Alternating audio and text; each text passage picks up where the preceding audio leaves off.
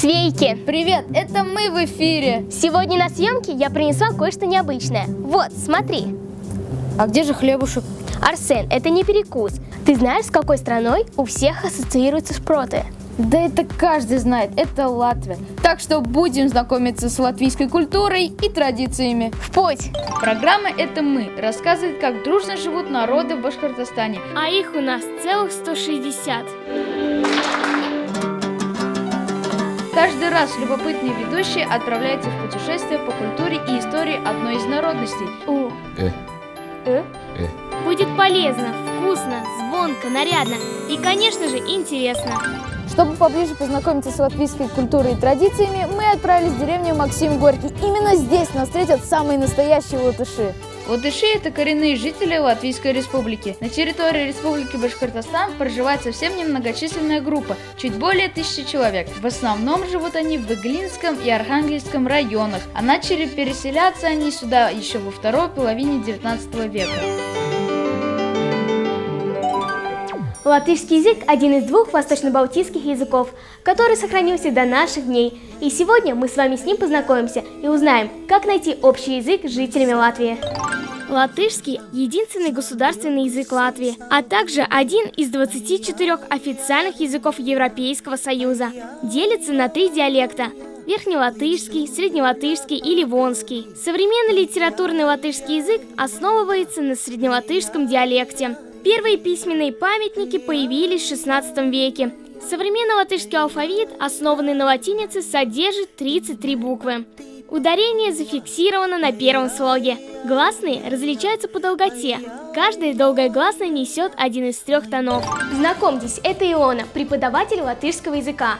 Но ее мы будем называть просто Илона, потому что в Латвии не принято обращаться по имени-отчеству. Илона, расскажите, пожалуйста, о латышском языке. Так как это мой родной язык, я считаю, это один из самых красивых языков. В латышском языке в алфавите, и если повнимательнее посмотреть, то видно, что у нас есть длинные буквы, что есть мягкие буквы, потому что в отличие от русского языка, в латышском языке нету мягкого знака, поэтому есть значки, которые букву делают мягкую. И это обычно бывает самыми частыми ошибками, которые допускают те люди, которые изучают латышский язык, не слышат эти длинные буквы, не слышат эти мягкие буквы. Родственным для латышского языка является только литовский язык. А что значит длинные буквы? Длинные буквы. Но если мы смотрим на первые 2 буквы алфавита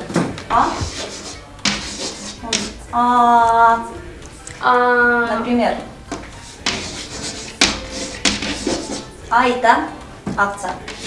Айтан. Аболс, яблоко.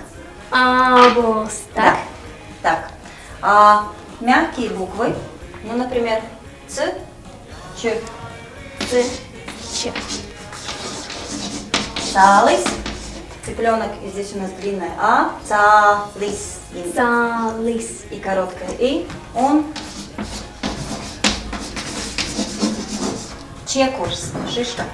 Чекурс. В латышском практически отсутствует такое понятие, как ударение. Ему на смену приходит долгота и краткость звуков.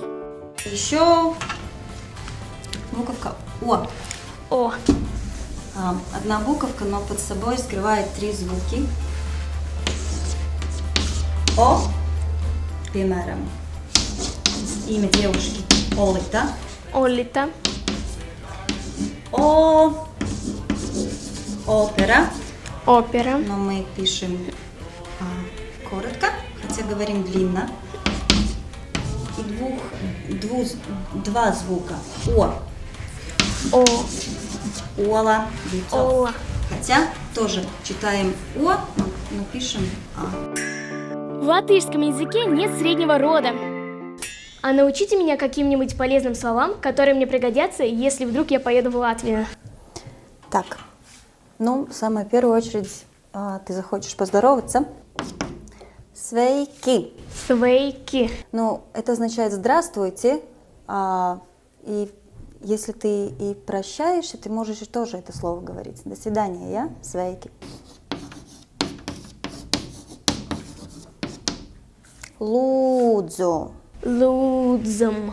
Не, лудзу. Лудзом. Там нету буквы М. Лудзу. Лудзу. Пожалуйста. Пожалуйста.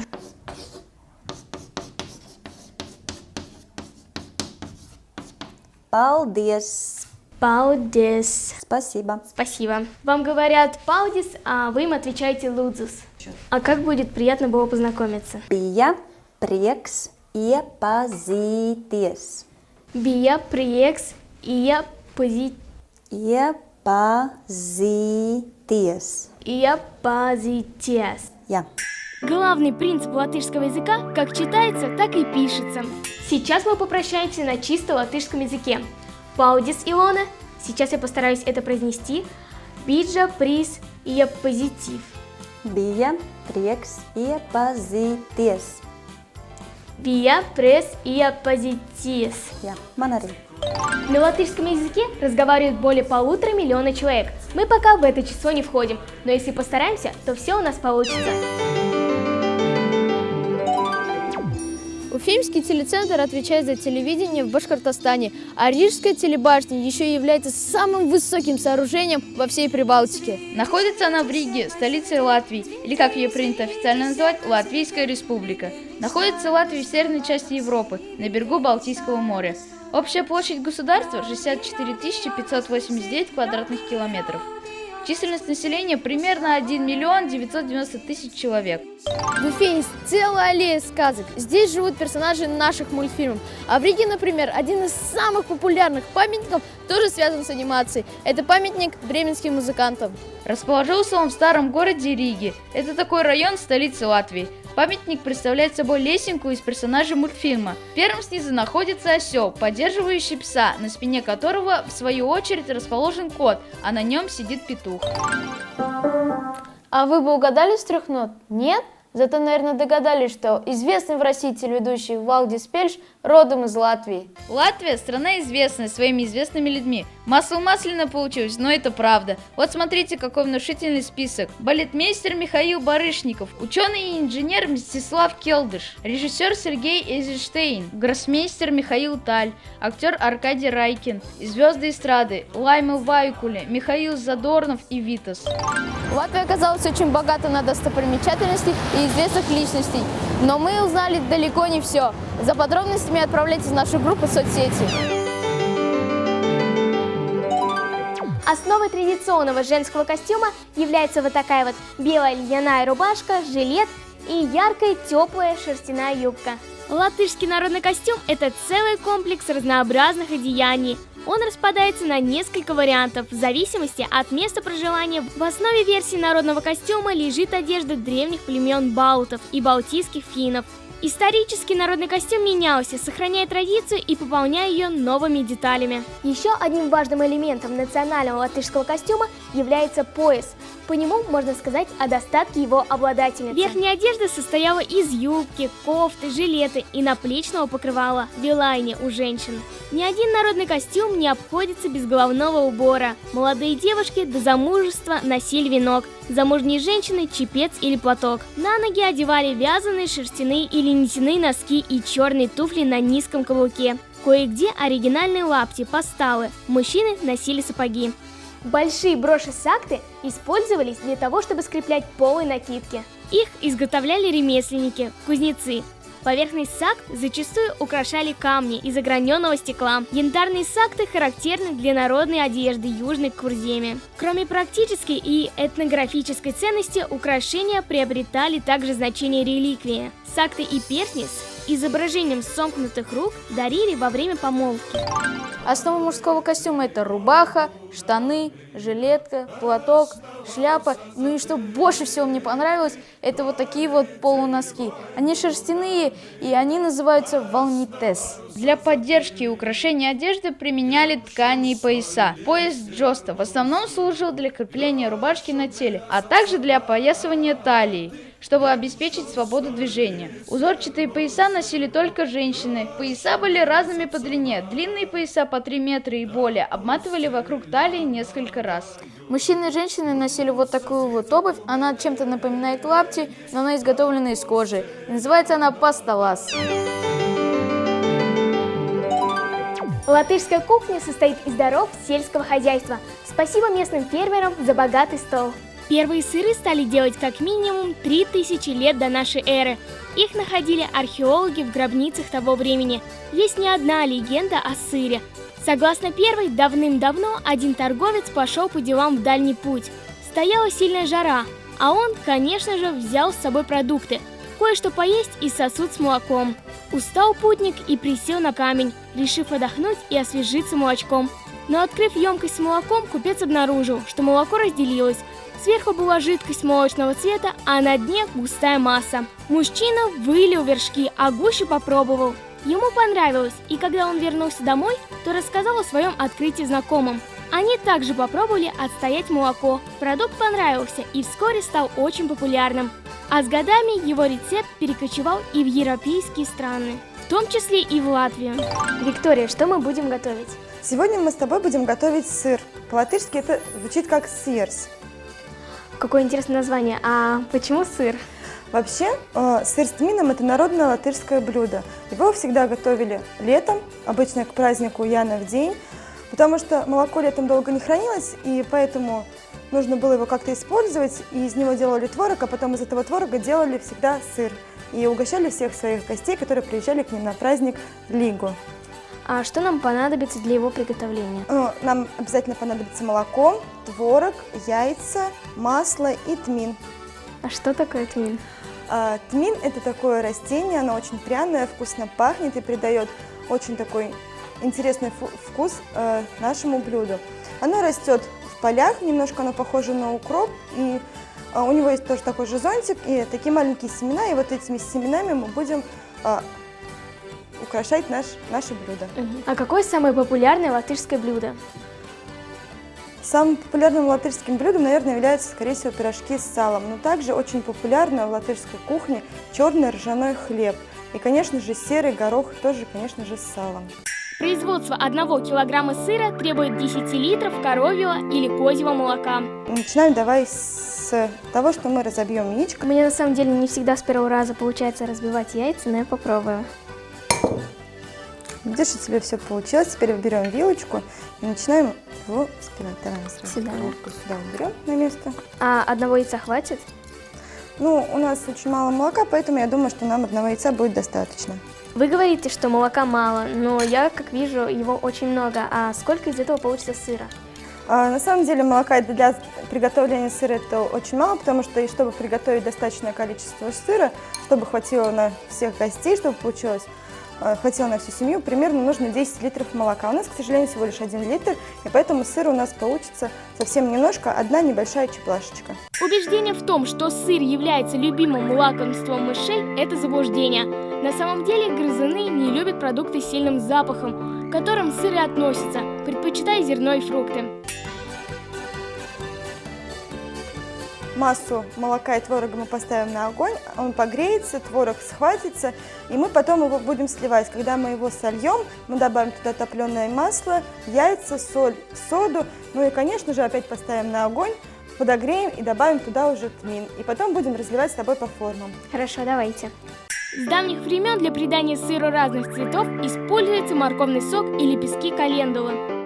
Жасмин, теперь расправляй марлечку, мы будем сливать горячую смесь творога и молока, чтобы процедить и потом из этого творога сделать сыр. Хорошо. Сейчас это нужно поднять и подождать, пока молоко стечет.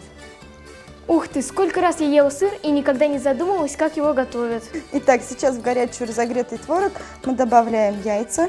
Ты помешивай. Затем, конечно же, мы кладем обязательно Соль соль, да. и сода, да? И кладем немножечко, совсем чуть-чуть соды. А зачем надо класть соду? Соду нужно класть для того, чтобы сыр был более мягким, более рыхлым и, возможно, в нем еще появятся дырочки, почти как в голландском сыре. Сыр начали готовить из необходимости сберечь полезные свойства молока. А до какого состояния нужно мешать?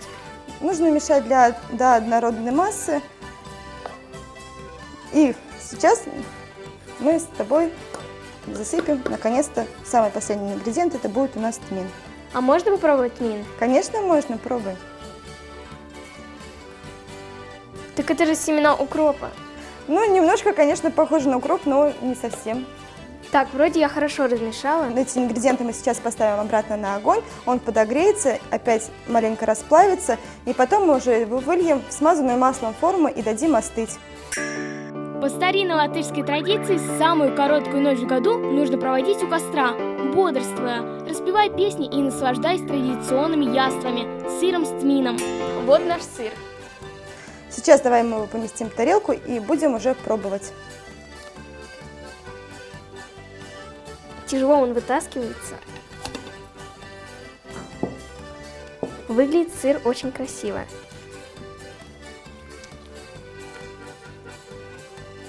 Тмин в сыре намного вкуснее. Сыр получился очень вкусный и консистенция приятная. Можно носить с собой в школу, чтобы перекусить. Вообще, самодельный сыр, конечно же, отличается от купленного. Ну вот мы с вами и приготовили сыр. Любая латышская хозяйка поставила бы нам 5 баллов. Но, по крайней мере, мне остается на это надеяться и восхищаться этим замечательным блюдом. Латышский мастер на все руки должен уметь работать этими самыми руками. Да-да, и чтобы доказать, что мы полностью погружаемся в эту культуру, мы изготовим самые настоящие латышские шляпы. Испокон веков ремесла стран Прибалтики – это гончарное дело, резьба по дереву, кузнечное дело и ювелирное дело. Латыши славились своими умельцами, которые не боялись кропотливого труда. Из подручных средств они создавали буквально все. Вот, например, шляпы из кленовых листьев. Эти головные уборы спасали от перегрева пастухов в знойные летние дни. И этими самыми шляпами одаривали гостей на праздник Янова дня. Здесь столько осенних листьев, мы будем делать вот такую вот шляпу. Мне уже не терпится. С чего начнем?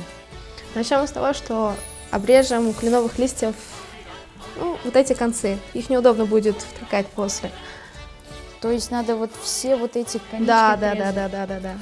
Расскажи, пожалуйста, историю вообще вот этой шляпы. Ну, эту шляпу придумали пастухи. Они пасли коров, овец, и так как пекло солнце голову, они решили попробовать сплести шляпу из кленовых листьев. А сколько нужно листьев, хотя бы, чтобы сделать одну шляпу? Ну, очень много. Ну, вот примерно, скажи, пожалуйста. Ну, штук 200, наверное. Эта шляпа плетется около 2-3 часов. Ничего себе, мы тут будем сидеть и ее плести. Ну, вообще она выглядит довольно красивой. Ради этой шляпы можно и посидеть 2 часа, потому что результат очень крутой. Мне идет? Да, очень. Шляпы из кленовых листьев плетут, не высушивая их, прямо из свежих и только что собранных. А чем вот отличается, допустим, вот эта шляпа от вот этой? Ну, эта шляпа сделана летом из зеленых листьев, это осенью. Это шляпа сушеная, давнишняя уже. Такие шляпы обычно не носят. А есть разница между созданием вот этой шляпы и вот этой? Нет, это шляпа исход от этой. Она просто высохла. Сколько у тебя ушло времени на то, чтобы научиться вот плести шляпу самостоятельно, без учителя? О, первоначально я плела, у меня не получалось. Я все выкидывала, начинала заново и опять выкидывала. Это, видимо, очень сложно, раз вот ты столько училась, у тебя даже не получалось иногда. Как думаешь, я смогу? Ну, со временем сможешь. Все листья крепятся друг за друга при помощи самого стебелька от листочка. Никакого клея и скрепляющих инструментов не требуется. Все, я наконец-то закончила. Что дальше? Ну, берем пару листочков, 2-3. Просто складываешь сначала. Берешь листочки и протыкаешь, ну, примерно в середине. Вот здесь вот, да? Да. Не сильно. А, не сильно? Я полностью проткнула. Да ладно. Вот еще. Бери листок. Так, второй лист. Ага, еще И один. прокалываешь. Так, Когда дальше прокалываешь, сгибаешь напополам. Вот так. что? Вот так вот, да? Или... Давай так, наоборот будет. Согни напополам. И в дырку. И в дырку. И по часовой стрелке так протыкаешь. Примерно на расстоянии 1 сантиметра. То есть следующую дырку будешь делать здесь. Вот здесь. Да. Ага. Такая шляпа хранится всю зиму. Убор предназначен для женщин или для мужчин? Это мужской головной убор Так, правильно я делаю или что-то не так? по кругу. Вот так вот, да, Да, получается, смотри. вокруг? Ага, вон оно как. И сзади, смотри, у тебя очень много уже. Вот эти завязываешь. потому что если ты их не будешь завязывать, она у тебя просто расплетется. Вот так вот, да? Да. Простой узел. Да, простой узел. Ты эти длинные их отрезаешь, потому что они тебе не нужны. А обязательно делать шляпу из кленовых листьев? Ну да, она делается из кленовых листьев. А есть какая-то разница, если я, допустим, возьму дубовый лист, то у меня ничего не получится?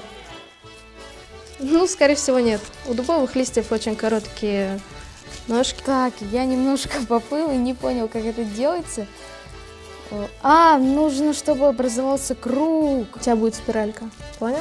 Это, оказывается, очень сложно. Я думала, это будет проще. Шляпы из кленовых листьев украшали веточками с яркими гроздями рябины, шишками, мхом, сухостоем и цветами. А это какая часть шляпы? Это верх шляпы. Больно это не похож на верх. Вот что получается у Инары, а вот что у меня. Сразу видно, мастер делал, а вот это не скажешь. А вот из этого можно сделать, как-то исправить эту ситуацию и сделать, как у тебя? А то у нас в России принято то, что все готово, но что-то не получается. Моя шляпа была хуже. Ну, у тебя что-нибудь получится. Ну, не думаю, что вот Да, из да. этого может что-то получиться. Никогда бы не подумал, что буду делать шляпу из кленовых листьев. Еще одно ремесло в копилку. Программа «Это мы». Латвия может гордиться богатством своего фольклорного наследия, которое сохранилось до наших дней. В ней до сих пор живы традиции, которые праздновались многие сотни лет назад. В литературных памятниках 17-18 веков можно найти упоминания о латышских танцах, однако наглядного описания нет. Объясняется это тем, что авторы того времени в большинстве случаев немецкие пасторы и знатные путешественники пренебрежительно относились к народному искусству. А вот сами латыши танцевать любили, делали это на все праздники. Особенно в день Лига, праздник Ивана Купалы, 24 июня. Илона, что мы сегодня будем делать? Сегодня вы будете танцевать латышский хоровод, который называется «Цулка дритиос», свинья в гречке. Очень смешное название. А почему свинья и почему в гречке? Потому что в латышские народные песни поется, что свинья в гречке находится со всеми поросятами, и все должны идти и их выгонять оттуда. История названия танца «Свинья в гречке». Раньше в Европе считалось, что гречку ест только скот, и поэтому к этой сельскохозяйственной культуре относились несколько пренебрежительно. На какие праздники было принято исполнять этот хоровод? На любые праздники было принято исполнять этот хоровод. На какой хочу, на такой танцую. Хороводы остались в культуре многих народов еще со времен язычества. Раньше они носили сакральный смысл. Хороводов очень много, это один из самых веселых, и в этом поможет ансамбль «Адвалс». Так, станьте, пожалуйста, в маленькие садики по 3. Садик – это, вот такие маленькие группы, 3 и больше. Я перевожу буквально с латышского языка, я не знаю, правильно ли это на русском. Так, руки у нас здесь всегда в боках. Я думаю, что ты можешь идти сразу в какой-то садик, в кучку. Ну и первое движение, что мы делаем, я думаю, ребята сами покажут. Пожалуйста. Сначала так, справа вот так, потом раз, два, три. Потом опять так, и потом быстрее. Танец цукундритиус характерен и для литовского фольклора.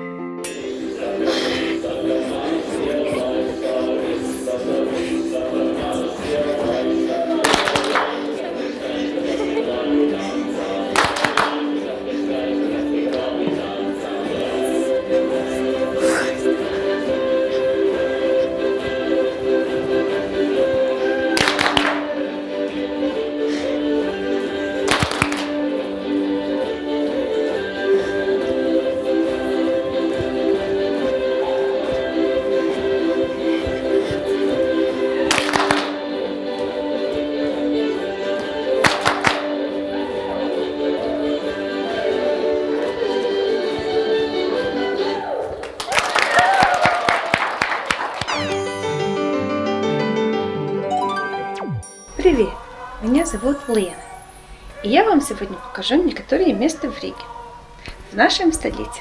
Это самая известная улица, где можно увидеть памятники югенстиля, то есть Art Nouveau. Хотя и здесь очень хорошо можно увидеть то, что всегда говорят про Ригу, что Рига никогда не будет готова. Так и здесь до сих пор все время что-то ремонтируют. Как везде, так и в Риге самое интересное, самое красивое центр города. А отсюда можно увидеть так и памятник свободы, так и канал, который идет вокруг Старой Риги. А самое главное здание в Риге — это, конечно, дом, который в самом центре в Риге, то есть Старой Риги, где направо можно увидеть всякие кофейни, которые до сих пор работают, магазинчики, так и Старую Ригу. А напротив находится Melnkalns и старые здания, откуда главные персоны исторически правили Ригой. А я и не задумывалась, что у нас в республике тоже живут латыши, да еще и так много. А еще у них такие красочные народные костюмы, то что теперь на любом национальном празднике я смогу отличить латыша. А какая интересная у них кухня и необычные ремесла. Вот сколько нового мы узнали об этом уникальном народе. Ведь это мы, жители большой страны. Пока-пока. Узрезешанус! Ата!